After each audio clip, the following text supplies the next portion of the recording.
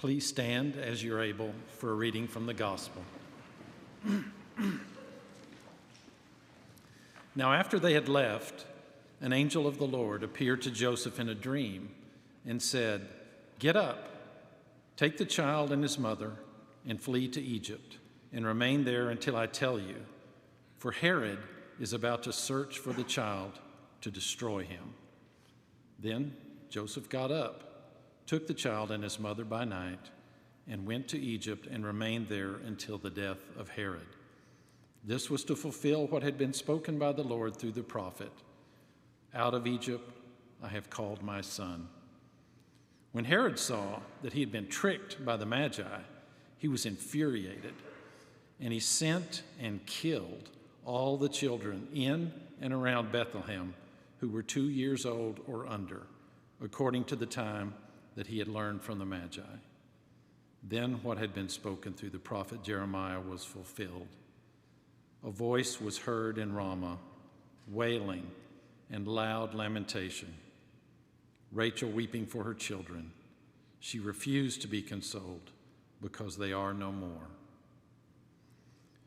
When Herod died, an angel of the Lord suddenly appeared in a dream to Joseph in Egypt and said, "Get up, take the child and his mother, and go to the land of Israel, for those who were seeking the child's life are dead."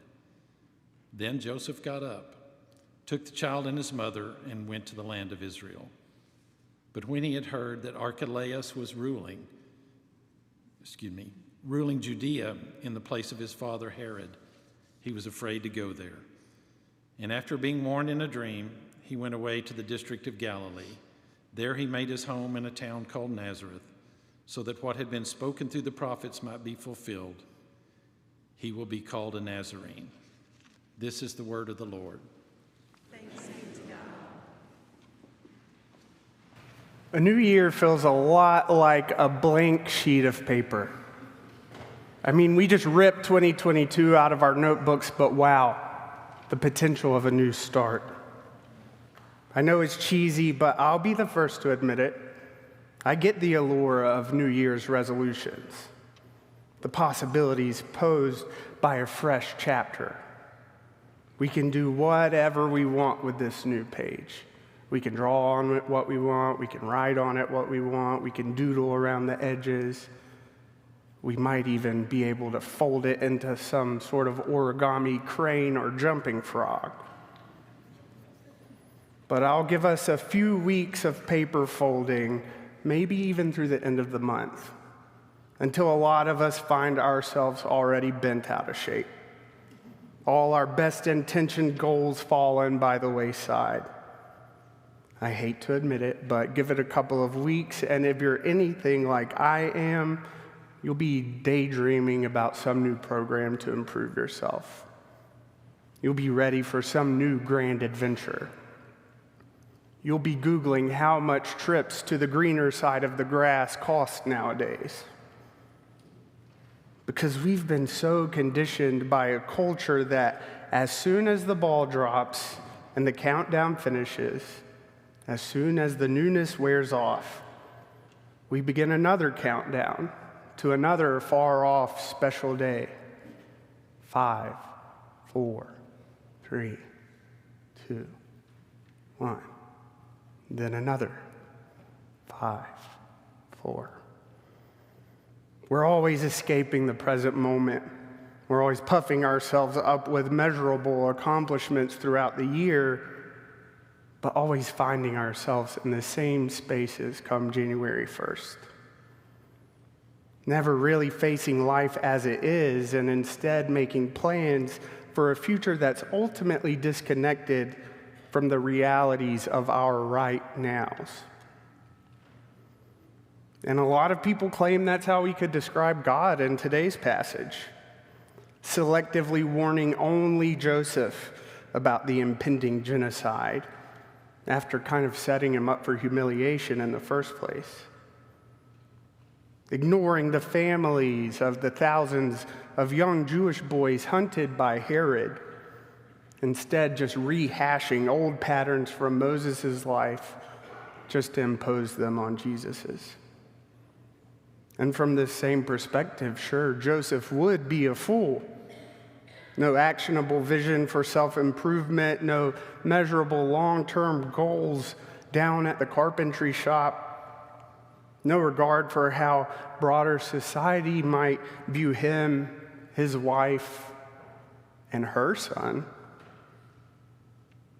You know, Joseph trusts his whole life, and I mean every bit of it, to the God who just let the future hope of Joseph's people be slaughtered. But you see, this sort of reading comes from a New Year's state of mind. This understanding comes from the mindset that thinks Christmas, the celebration of divinity embracing flesh, lasts just a couple hours one morning a year. From the mindset that Christ just arrives on the scene, flips a switch, and fixes everything back to how we think it should be. And these sorts of questions about the text show how much we tend to project our own contemporary expectations onto it. Because as fair as our 21st century Western questions might seem, I'm not sure Matthew's communicating something we're innately equipped to pick up on. Because you see, Matthew's gospel is super Jewish. It's written for a community of Jewish Jesus followers, try saying that 3 times fast, at the end of the first century. His account is saturated in communal symbols and stories and memories that his original audience would have immediately understood. Symbols and stories and memories that they would probe, trying to figure out how it is that they themselves fit into God's work in the world. Trying to figure out what it means both to follow the way of Jesus faithfully, as well as to live among those who might not yet. And that's partly why Matthew goes so rapidly from genealogy records to Immaculate Conception to birth announcements to Jesus' movement out of Egypt. Because he wants to underline right off the bat that this Jesus was the one everyone had been waiting for. The Messiah, the Christ, the revelation of God hemmed in by skin cells. But many times, like in today's passage, Matthew shifts subtly from the who of Christmas, of Christ with us, to its unexpected how. Because as much as Matthew immediately affirms Jesus' future broadening identity, he's also concerned with how it actually is that Christ is formed within Jesus' followers, especially in a violent culture that demands everyone define and perform his or her own worth publicly. You know, as much as Matthew leveraged religious symbols and stories to legitimize Jesus as the Christ from the outset, he's just as concerned with the audience understanding itself as the heir of these same stories, as the recipients of these powerful symbols of life and love and wholeness. Matthew wants his audience not only to live into the story of God becoming human, but also to guard it intensely, even as stories of death and hatred and violence unfold all around. I guess you could say that Matthew wants his audience to be like Joseph, who just simply trusted God's will. Matthew wanted his audience to be like Joseph, whose identity wasn't founded on the impression that he could make on others. Matthew wanted us to be like Joseph, who prioritized the growth and goal of this mysterious divine presence above even his own immediate comfort. Chewing on this short, kind of glossed over story of Joseph the past week or two, I've spent a lot of time in my desk chair in my home office. I'd kind of just read the passage and then just stare off into space, chewing on it all. But one day, marinating on Joseph's role in the story of God, something on top of my bookshelf caught my eye. This old school measuring stick. I don't know how many of you guys have seen this kind of thing. It belonged to my dad's dad. He was a construction worker. He's the man I would have called Papa Dwight. I say would have called because I never got to meet him.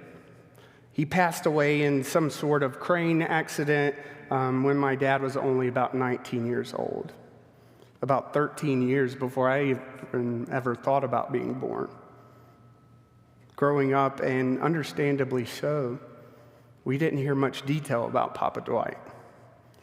We knew he worked hard, long hours, and that he stayed throughout the week at rundown motels that were closest to that week's job site, just so he could drive all the way home to spend a day and a half with his wife and kids.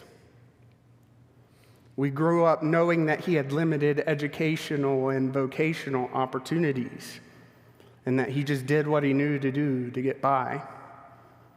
But we also knew that he believed that God would take care of his family, see to their growth, and guide each of them to their purposes. But like I said, Papa Dwight, he had passed away by the time my parents had married and had my oldest brother. None of my cousins got to know him. It might sound a little bit cold, but regardless of how cool he might seem to have been, if not for this measuring stick my dad gifted me, I wouldn't have much reason to think of him even existing. I certainly wouldn't have random realizations that I'm only here where I am today because of how he lived his life and handled those mundane responsibilities decades ago. And the more I sat with that, the more I understood Joseph. Because both my Papa Dwight and Joseph faced trials and limiting circumstances, but they continued on anyway. They believed in the power of God's mysterious love, even in the most untenable of scenarios. At first glance, it might even seem easy to dismiss both men's value. Because let's face it, like all of us are, Joseph was so close to being relegated to forgotten history. His significance is the kind that could be traced only in hindsight, appreciated only through careful consideration of the stories and symbols that shaped his values, his commitments, his character. Because if we look back at Matthew 1, all that separated Joseph from complete obscurity was a split-second decision to trust God, to loosen his grip on his own self-image, his own reputation, just so that he might cling even more tightly onto this revelation. God is with us. God is for us. God is making things right, even if not immediately, through the lives we lead, through the way we handle our mundane responsibilities. I thank God that Joseph decided against protecting that false but comfortable image of himself. I thank God that Joseph trusted the validity of unexpected messages from God. Really, I thank God that Joseph agreed to go with God on one of God's favorite journeys, from bondage to false expectations, through deserts of fear and into unexpectable futures. From this point of view, from the measuring stick of God's pattern of confronting, confounding, and leading us to freedom, Joseph isn't just some peripheral character. He's far from some throwaway guy whose actions just get us to the meatier parts of the story. Really, if we think about it, Joseph is a top-shelf role model for anyone who wants to take this God-following stuff seriously. From this perspective, just as much as Jesus's, it's Joseph's story that mirrors Moses's. But at the same time, there's something different about Joseph and Jesus' story. Some of the answers seem changed from Exodus. Sure, God has called someone with questionable qualifications to lead God's people into God's promised future. We still have the antagonist, this powerful ruler who fears that the God of these Israelites will somehow steal his own power. And true, this antagonist agrees with the Pharaoh that the easiest way to take care of this would just be genocide. But this time, it's not just God's messenger or chosen people who are vulnerable to such violence. It's God's own self that God exposes to these threats. And it's to a person like Joseph, like my own Papa Dwight, lowly, unimpressive, maybe even out of good options, with whom God entrusts this full revelation of divinity. It's the same story all over, but told in a brand new way. A way that helps us see everything, even our own lives, differently. Helps us see them as arenas in which God's mysterious restoration project might unfold, if only we'd find the bravery required to surrender our self-serving resolutions. To see our lives as spaces in which divine potential can directly unfold and develop, if only we'd risk a bit of personal humiliation for the sake of divine love. I wonder how long it took Jesus' stepdad to recognize what God was up to in his family. I'd be interested to hear if Joseph's deep fear of Herod kept him from immediately recognizing the ruler as just another Pharaoh waiting to be proven weak and powerless. I wonder how long it took Joseph to realize that with God, history always repeats itself, but never in the exact same way. You know, I hope we might learn from Joseph's story, Wilshire. I think doing so might save us a lot of guesswork, a lot of disappointment and frustration. Because even 2,000 years later, God follows the same patterns of liberation from oppression and false self-evaluations, patterns of exodus through the wilderness of our souls, and ultimately patterns of entry into promised futures of contentment, of wholeness. Futures marked by irrational gratitude and a sense of divine security. As we gear up for yet another big year, what better time to locate ourselves in this divine pattern than now? What better time to abandon a fear of loss, maybe even of our own nothingness, so that we might hold on to what actually, ultimately matters. God is with us. God is for us.